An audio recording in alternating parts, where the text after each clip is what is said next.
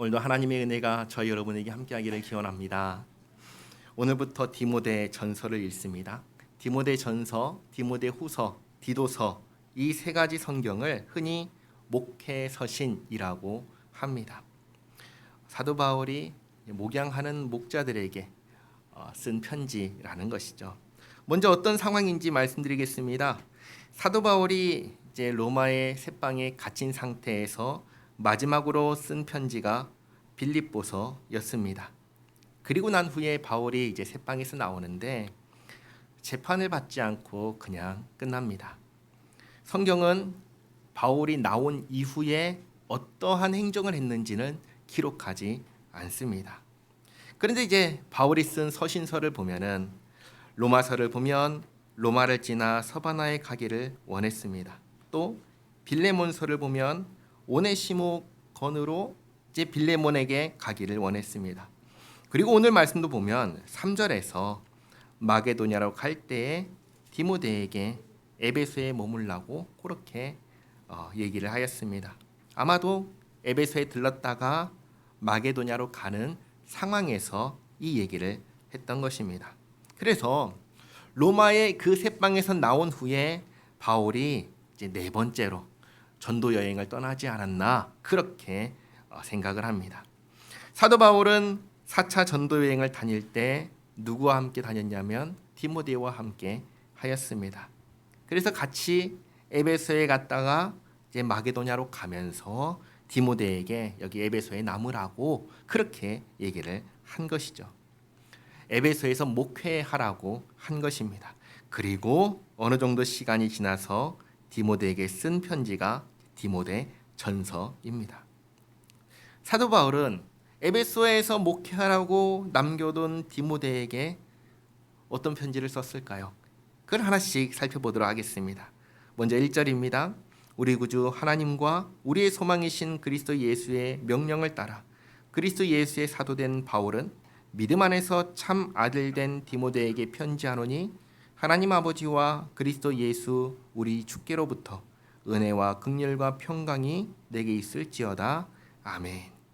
내가 마게도냐로 갈 때 너를 권하여 에베소에 머물라 한 것은 이제 여기에 디모데에게 에베소에서 목회하게 하면서 몇 가지 지침을 주었습니다. 어떤 사람들을 명하여 다른 교훈을 가르치지 말며 바울이 준 첫 번째 지침은 뭐냐면 다른 교훈을 가르치지 못하게 하는 것입니다. 다른 교훈을 가르치지 말라. 그러면 이제 이거 안 하면 뭐 할까요? 전해야 될 교훈이 있는 거죠. 그게 뭐냐면 11절에 있는 하나님의 영광의 복음을 전하게 하는 것입니다.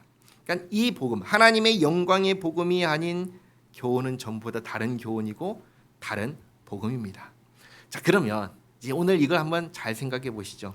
하나님의 영광의 복음은 무엇일까요? 이 영광이라는 형용사를 떼고 하나님의 복음은 무엇일까요? 그건 뭐냐면 하나님께서 아들 예수님 보내주셔서 죄인인 우리를 구원하셨다라는 소식이 하나님의 복음입니다. 복음은 뭐죠? 복음은 기쁜 소식이잖아요. 근데 이 기쁜 소식이 누구에게 기쁜 소식이냐면 구원을 바라는 사람들에게 기쁜 소식입니다. 그러면 구원을 바라는 사람은 누구일까요? 구원을 바라는 사람은 내가 구원받아야 하는 사람이라는 것을 아는 사람입니다. 내가 죄인이라는 것을 아는 사람이죠. 그리고 내가 나 스스로는 구원할 수 없다는 것을 아는 사람입니다. 그렇기에 누군가가 나를 구원해 줬으면 하고 바라는 사람이 이제 구원을 바라는 사람입니다. 네, 잘 보시기 바랍니다. 이 구원과 비슷한 개념의 다른 단어가 있는데 그건 뭐냐면 도와주다, 돕다라는 단어입니다. 그리고 이 도움을 받지 않은 사람은 이 세상에 단 한 사람도 없습니다. 적어도 한 곳에서는 반드시 도움받은 경험이 있습니다. 어딜까요? 바로 가정입니다. 가정에서 도움이 필요한 사람 누굴까요? 자녀들이죠. 그렇죠? 그리고 그런 자녀들을 도와주는 분 누굽니까? 부모님들입니다. 먹는 문제부터 시작해서 살면서 발생하는 모든 영역에서 문제가 생기면 해결해 준 분이 다 누구예요? 부모님이잖아요. 가정에서 이렇게 누군가가 나를 도와주고 문제를 해결해 주는 구원과 비슷한 것을 이미 다 경험했습니다. 그러니까 내가 누군가의 도움 없이는 살 수 없는 사람이란 것을 모르는 사람이 없어요. 다 경험했습니다. 하나님께서 아주 자연스럽게 태어난 모든 사람들이 이 경험을 통해서 나는 혼자서는 못 사는 사람이고 다른 사람과 함께 살아야 하며 무엇보다도 다른 사람의 도움이 필요한 사람이라는 것을, 누군가가 나를 도와줘야 살 수 있다는 것을 하나님께서 너무나 자연스럽게 알게 하셨습니다. 그리고 모든 사람들이 성장하면서 살면서 도무지 해결할 수 없는 단 하나의 문제를 발견하게 되었습니다. 그게 뭘까요? 바로 죽음의 문제입니다. 죽음은 모든 것을 끝내버립니다. 내가 아무리 애쓰고 노력하고 준비하고 뭘 해도 죽음 앞에서는 아무 소용이 없습니다. 다 끝나버리고 맙니다. 그래서 사춘기에 그 죽음을 생각하면서 그런 고민을 하는 거죠. 아니, 이렇게 죽을 거면 도대체 왜 태어나서 왜 사는 것일까? 이 고민을 다 하지 않았습니까? 죽으면 다 끝난다는 사실이 너무나 괴롭지요. 그래서 이 문제를 해결하기 위한 방법을 찾는데 가장 먼저 찾는 것이 어딘지 아세요? 사실은 병원입니다. 병원. 왜 그런지 아세요? 우리 아프면 어디 가요? 문제가 생기면 어디 가죠? 병원 가잖아요. 그렇잖아요. 그런데 병원에 가면 이 문제가 해결되나요? 안 되지요. 조금 뒤로 미뤄줄 뿐입니다. 결국은 다시 돌아와서 죽음을 직면하게 됩니다. 병원에서 의학의 힘으로 안 되니까 그 다음으로 찾는 곳이 어디냐면 종교입니다. 그런데 이 죽음의 문제를 해결하는 종교 어디 있습니까? 다르게 말하면 죽음을 넘어선 종교가 어디 있습니까? 물론 모든 종교가 나름의 죽음 이후의 세계를 말합니다. 그러나 중요한 것은 모두가 다 죽고 끝났다는 것입니다. 그리고 인류 역사상 죽음으로 끝나지 않은 분이 단 한 분 계십니다. 누구죠? 우리 주 예수 그리스도이십니다. 예수님은 죽으셨습니다. 그러나 죽음으로 끝나지 않고 부활하셨습니다. 하나님의 영광의 복음은 바로 이 죽음의 권세를 꺾고 부활하신, 승리하신 예수님입니다. 하나님께서 우리를 죽음에서 구원하기 위해서 예수님을 보내주셨다라는 소식이 바로 하나님의 영광의 복음입니다. 그런데 또 한번 생각해 보시기 바랍니다. 죽음의 문제가 우리 모두에게 있잖아요. 우리 왜 죽을까요? 왜 우리는 죽습니까? 성경은 뭐라고 가르치죠? 우리가 죽는 이유는 죄 때문이라고 가르쳐 주십니다. 죄 때문에 죽고 죄 때문에 지옥에 갑니다. 그러니 죽음의 문제를 해결하기 위해서는 반드시 죽음을 갖고 온 죄의 문제를 해결해야 합니다. 예수님께서 오셔서 해결하신 것이 죽음의 문제 이전에 우리의 죄의 문제를 해결하셨습니다. 어떻게 해결하셨죠? 우리가 지은 죄를 없던 것 만드셨나요? 아니죠. 우리가 지은 죄로 받아야 할 벌을 예수님께서 다 대신 받으신 것입니다. 예수님께서 죄가 없으심에도 불구하고 십자가에 달리셨습니다. 그곳에서 예수님 안에 있는 모든 사람의 죄벌을 대신 받으셨습니다.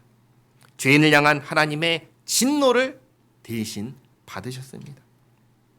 이로써 예수님 안에 있는 모든 사람에게 더 이상 벌 받을 것 없다 여김을 받게 하셨습니다. 이것을 성경에서는 죄 사함을 받았다라고 얘기를 하는 겁니다. 이렇게 벌 받을 것이 없게 된 우리에게 또한 예수님은 예수님 안에서 의롭다 여김을 받게 하셨습니다. 천국 백성이 되게 하시고 하나님의 자녀가 되게 하셨습니다.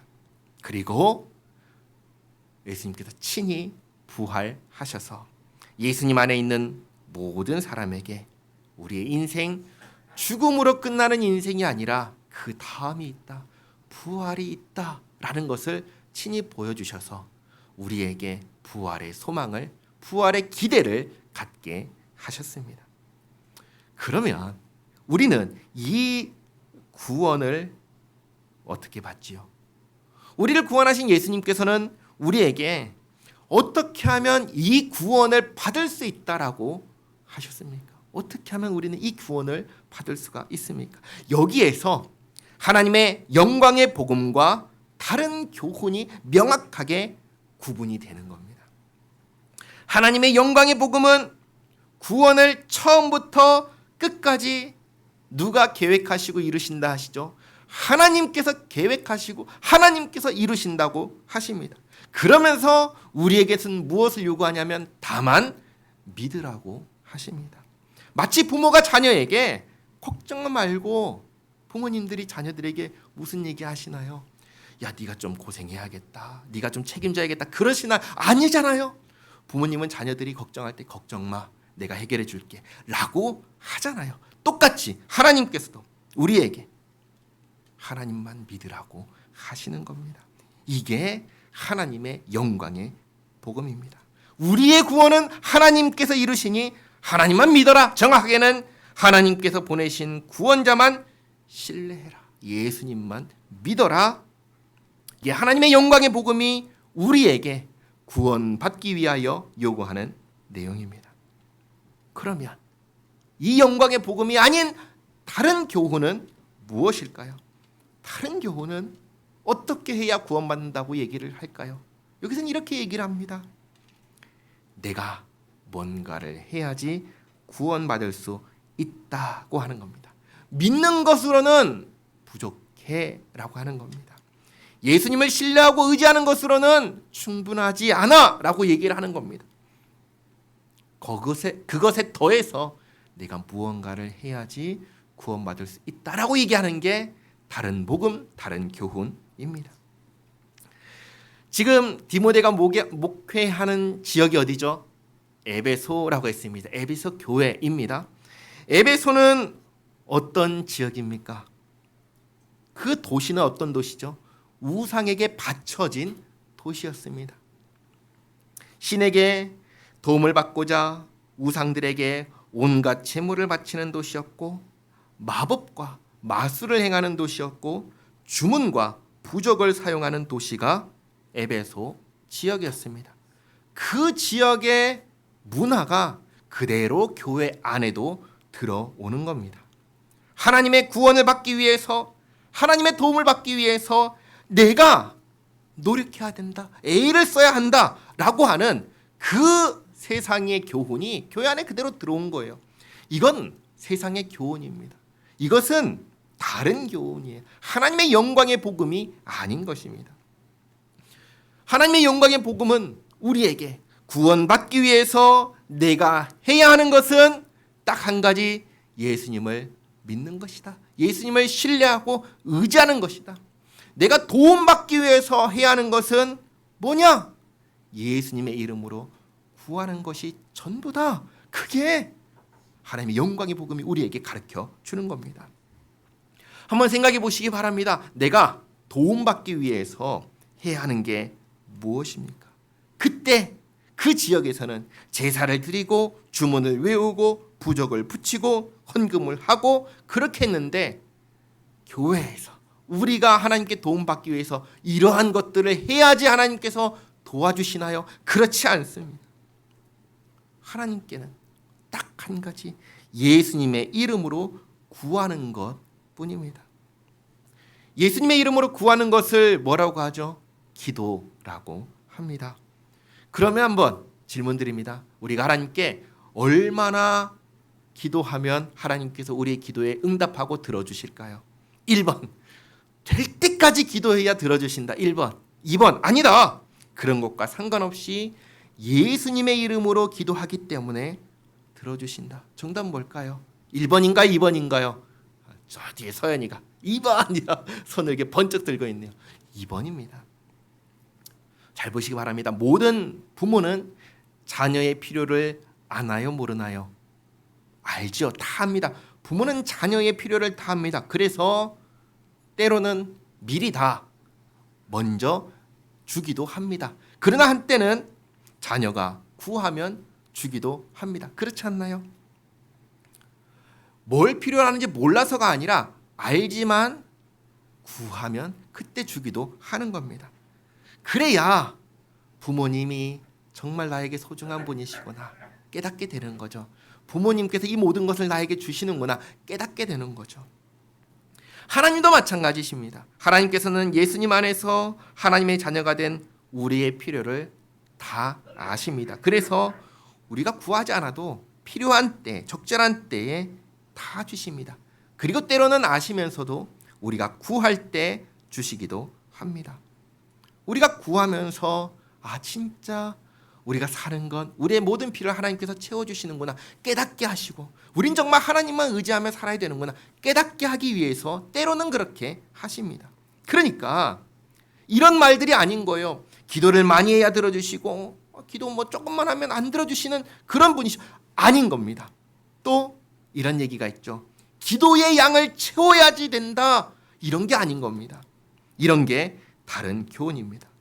다시 말씀드립니다. 그러니 도움받기 위해서 내가 해야 되는 건 기도의 양을 채우고 많이 해야지 들어주시냐 그게 아니라 그저 한 가지 예수님의 이름으로 구하면 하나님께서 다 들어주신다. 그리고 구원받기 위해서 내가 해야 하는 것은 하나님께서 우리를 구원하기 위해서 보내주신 그 예수님 믿는 것뿐입니다. 그 외에 다른 어떤 방법으로도 우리는 구원받을 수 없습니다. 그 영광의 복음을 전하고 다른 교훈을 가르치지 못하게 하는 것과 그 다음 4절 보시면 신화와 족보에 끝없이 몰두하지 말게 하려 함이라. 두 번째로 신화, 족보에 끝없이 몰두하지 말게 하라고 두 번째 지침을 주었습니다. 신화와 족보는 비슷한 얘기입니다. 앞에서도 말씀드렸지만 여기 에베소 지역은 어떤 지역입니까? 우상에게 바쳐진 지역 도시입니다.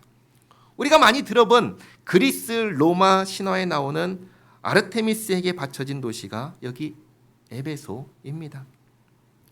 그런 이야기들, 사실이 아닌 이야기들, 역사가 아닌 이야기들, 적어도 우리가 교회에서 알아야 하는 이야기는 아닌 겁니다. 이걸 다르게 말하면 이런 겁니다. 우리가 교회 안에서 예배 시간에 이 시간에 들어야 하는 이야기는 무엇일까요? 다른 교훈 아닙니다. 신화와 족보도 아닌 겁니다. 우리가 들어야 하는 이야기, 우리가 알아야 하는 이야기는 하나님의 일하심이 담겨있는 성경 말씀입니다.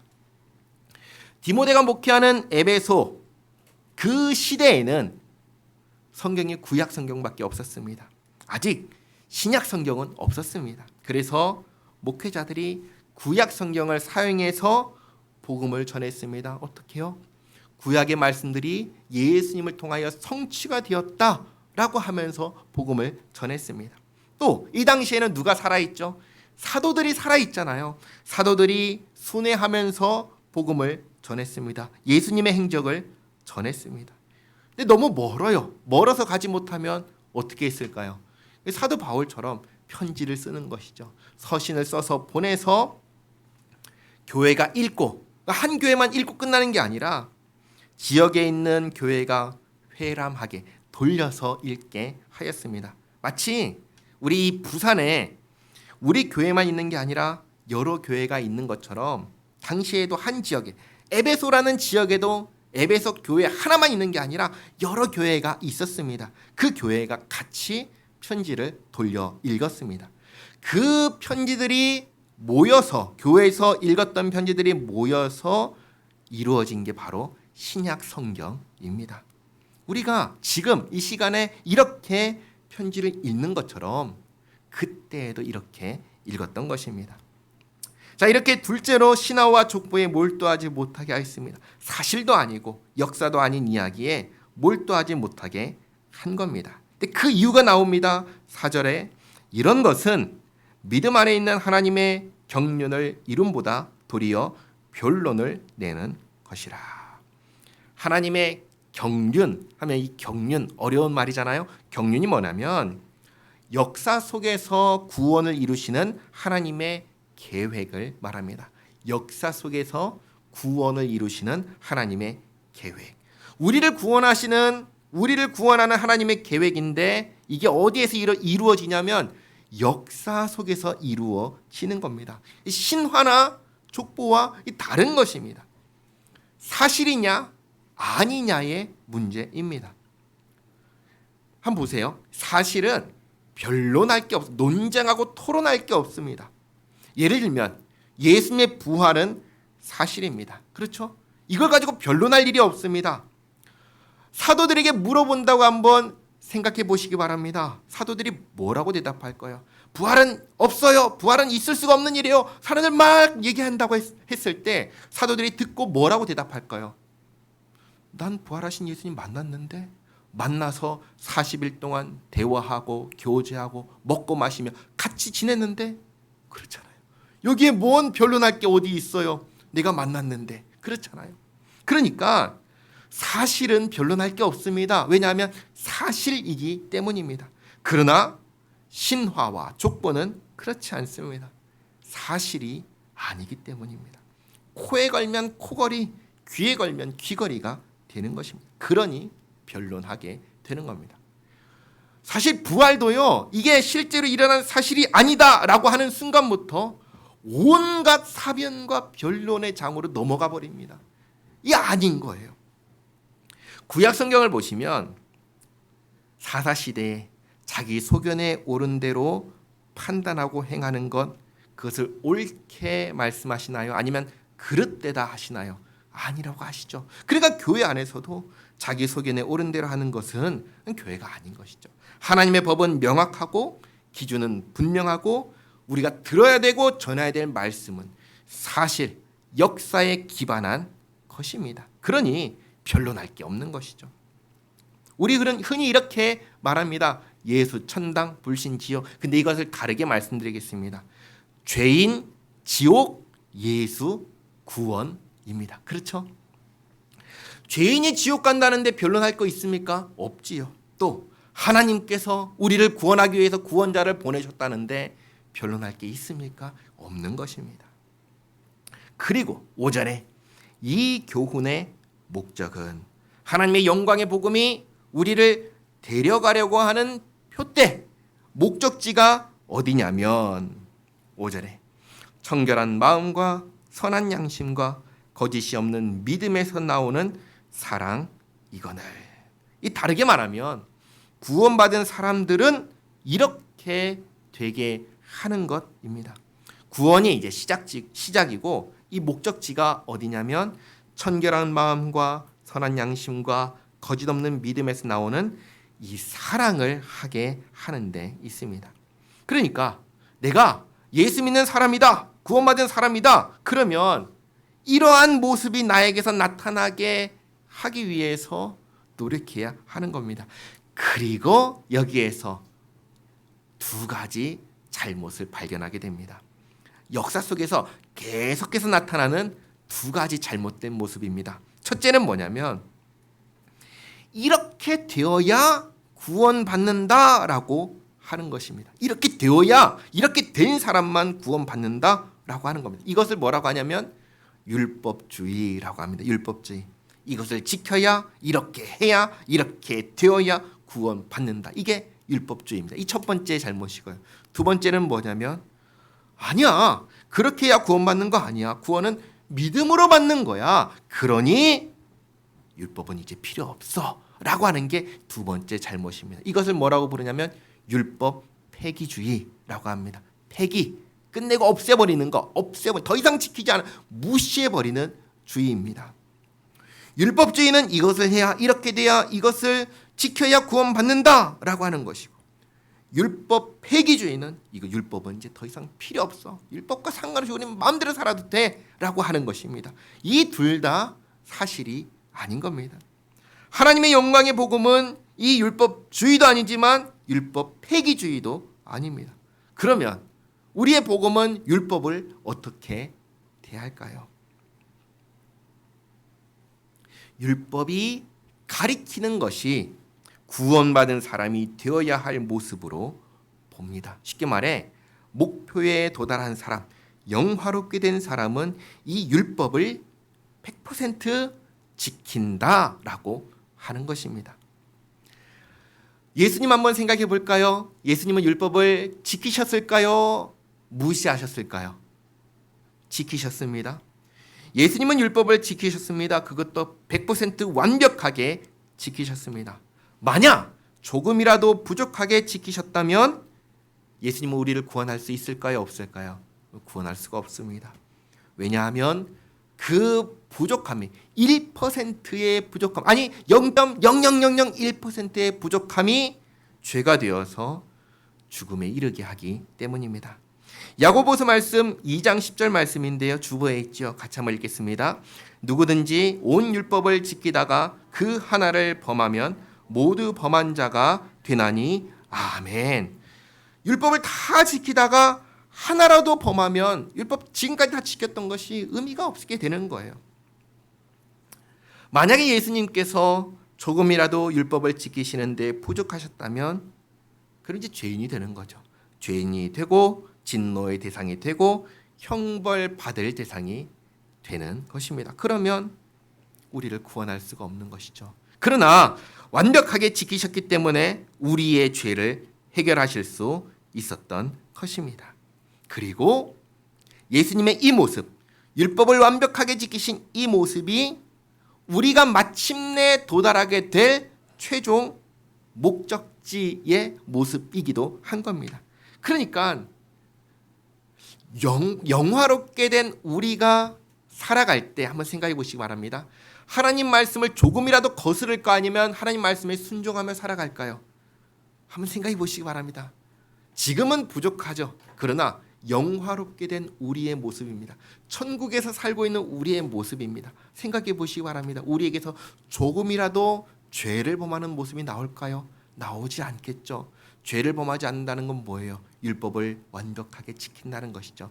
우리의 최종 상태는 그 모습인 겁니다. 예수님과 같은 모습이 되는 것입니다. 그리고 율법은 그것을 보여주는 것입니다. 그러니까 율법은 필요 없는 것이 아니라 우리에게 우리가 도달해야 되는 모습과 상태와 내용을 보여주는 것입니다. 율법을 지켜서 구원받는 게 아니라 구원받은 사람들에게 나타나는 모습, 그 모습이 마침내 되어야 되는 모습이 바로 예수님처럼 율법을 지키는 모습입니다. 그리고 사도 바울은 이것을 사랑이라고 하였고 이 사랑 안에 세 가지 모습이 있다고 한 겁니다. 청결한 마음, 선한 양심, 거짓 없는 믿음입니다. 청결한 마음 뭘까요? 청결한 마음은 이 안에 뭐가 없어요? 죄가 없는 겁니다. 죄가 없이 깨끗한 마음입니다. 예수 믿는 우리 안에 더럽고 부패한 마음이 없다는 겁니다. 죄를 담아두지 않는 겁니다. 죄를 멀리하고 오히려 우리 마음을 뭘로 채워요? 하나님 말씀으로 채우고 예수님의 마음으로 채우고 성령으로 충만한 마음입니다. 그게 청결한 마음입니다.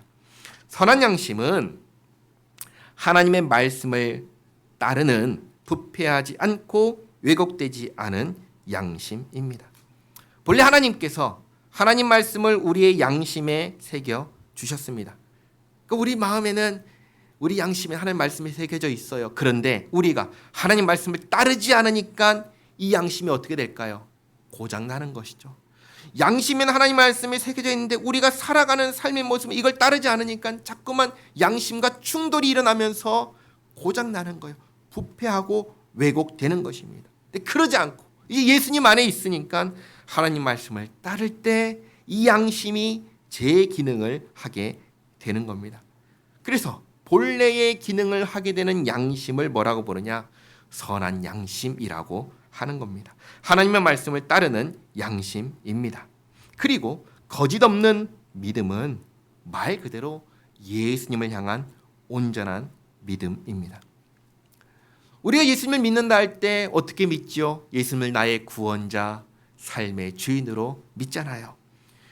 그렇게 믿는다면 그렇게 사는 것입니다. 예수님께서 나의 구원자가 되신다고 하면서 구원받기 위해서 다른 것을 의지하면 그게 거짓된 믿음인 거죠. 또 예수님께서 내 삶의 주인이 되신다고 하면서도 예수님 말씀에 불순종하며 산다면 그게 거짓 믿음이 되는 겁니다. 참된 믿음, 거짓 없는 믿음은 다른 구원의 방식, 다른 구원자를 의지하지 않고 예수님만 의지하는 믿음이요. 예수님께서 내 삶의 주인이 되시니 예수님 말씀에 순종하는 그런 믿음을 말하는 것입니다. 이 세 가지, 청결한 마음, 선한 양심, 거짓 없는 믿음에서 나오는 사랑으로 살아가는 것, 그게 우리가 도달해야 하는 최종 목적지, 최종 상태인 것입니다. 이것은 율법을 지켜야 구원받는다고 하는 건가요? 아닌 것이죠. 또 정반대로 율법을 무시하지도 않는 것입니다. 자, 그런데 6절 말씀 보시면 사람들이 이에서 벗어나 헛된 말에 빠져 율법의 선생이 되려 하나 자기가 말하는 것이나 자기가 확증하는 것도 깨닫지 못하는도다. 이 율법의 선생이 되려고 하면서도 이 율법의 목적지가 뭔지도 모르고 헛된 말을 한다는 것입니다. 그러나 율법은 사람이 그것을 적법하게만 쓰면 선한 것임을 우리는 아노라. 율법주의도 아니고 율법 폐기도 아니라는 것입니다. 율법은 우리에게 목적지를 알려주는 지도입니다. 그리고 9절에 알 것은 이것이니 율법은 옳은 사람을 위하여 세운 것이 아니요 오직 불법한 자와 복종하지 아니하는 자와 경건하지 아니한 자와 죄인과 거룩하지 아니한 자와 망령된 자와 아버지를 죽이는 자와 어머니를 죽이는 자와 살인하는 자며 음행하는 자와 남색하는 자와 인신매매를 하는 자와 거짓말하는 자와 거짓 맹세하는 자와 기타 바른 교훈을 거스르는 자를 위함이니. 이렇게 율법은 죄를 죄라고 알게 하는 것이 율법입니다. 그리고 죄에서 벗어나 생명으로 안내하는 것이 율법이고 생명을 얻은 사람들이 도달해야 하는 목적지를 알려주는 것이 율법입니다. 그래서 11절 이 교훈은 내게 맡기신 바 복되신 하나님의 영광의 복음을 따름이니라. 아멘. 하나님의 영광의 복음은 하나님께서 죄인을 구원하기 위하여 아들 예수님을 보내셨고 누구든지 예수님만 믿으면 구원하신다는 소식입니다. 에베소 교회는 이 영광의 복음 위에 서야 했습니다. 우리 교회, 우리 푸른초장교회도 마찬가지입니다. 우리도 이 복음 위에 서야 합니다. 우리의 구원은 하나님께서 계획하시고 시작하시고 이루시고 완성하십니다. 그 역사 가운데 우리에게 구원받기 위하여 요구하시는 것은 단 하나, 우리의 구원을 위해서 예수님을 믿는 것입니다.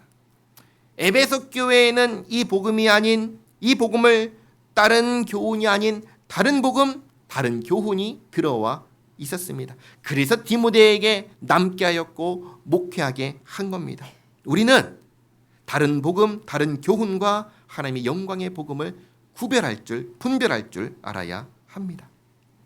그리고 율법은 뭐죠? 율법은 구원받기 위한 수단이 아니라 구원받은 우리를 보호하는 울타리입니다. 이 울타리를 넘어가면 죄라는 것을 분명하게 알게 해주는 것이 율법입니다. 그리고 구원받은 우리가 도달해야 하는 영광스러운 상태가 무엇인지를 율법이 가르쳐 줍니다. 그러므로 율법은 지켜야 구원받는다 그것도 아니고 버려도 된다 그것도 아니라 율법은 구원받은 우리에겐 소중한 지도가 되는 것입니다. 사도 바울은 우리에게 이것이 있어야 한다 했습니다. 뭐죠? 사랑입니다. 사랑. 그런데 어떤 사랑인가? 청결한 마음과 선한 양심과 거짓 없는 믿음에서 나오는 사랑입니다. 자, 이제 우리가 예수님을 믿는다고 고백합니다. 예수님께서 나의 구원자요 삶의 주인이라고 고백합니다. 그러면 우리에게서 나와야 되는 게 뭐죠? 사랑이죠. 어떤 사랑이죠? 청결한 마음과 선한 양심과 그리고 거짓 없는 믿음에서 나오는 사랑입니다. 나에게, 예수 믿는 나에게 이 사랑이 있는지를 돌아보시기 바랍니다. 기도하시기 바랍니다. 그리고 하나님께서 나를 구원하시고 만들어 가시는 역사를 확인하고 감사하는 복된 삶을 살아가는 우리 모두가 되기를 바랍니다. 기도하겠습니다. 하나님 감사합니다. 예수님 안에서 베푸신 구원의 은혜에 감사드립니다. 저희가 늘 저희를 구원하신 주님의 은혜를 잊지 않게 하옵소서. 교회에 주님의 영광의 복음만 있게 하옵소서. 다른 교훈, 다른 복음에 흔들리지 않게 하옵소서. 또 주님의 율법을 오해하지 않게 하옵소서. 율법을 의지하여 구원받으려 하지 말게 하시고 참으로 구원하시는 예수님만 의지하게 하옵소서. 또 율법을 무시하지 않게 하옵소서. 율법을 통하여 가르쳐 주시는 그 목적지를 향해 달려가는 저희 모두가 되게 하옵소서. 청결한 마음과 선한 양심과 거짓 없는 믿음으로 그 믿음에서 나오는 사랑으로 정말 주님을 닮아가는 저희 모두가 되게 하옵소서. 저희 모두가 주님을 기뻐하고 주님을 영화롭게 하는 주의 자녀 되게 하옵소서. 예수님의 이름으로 기도하옵나이다. 아멘.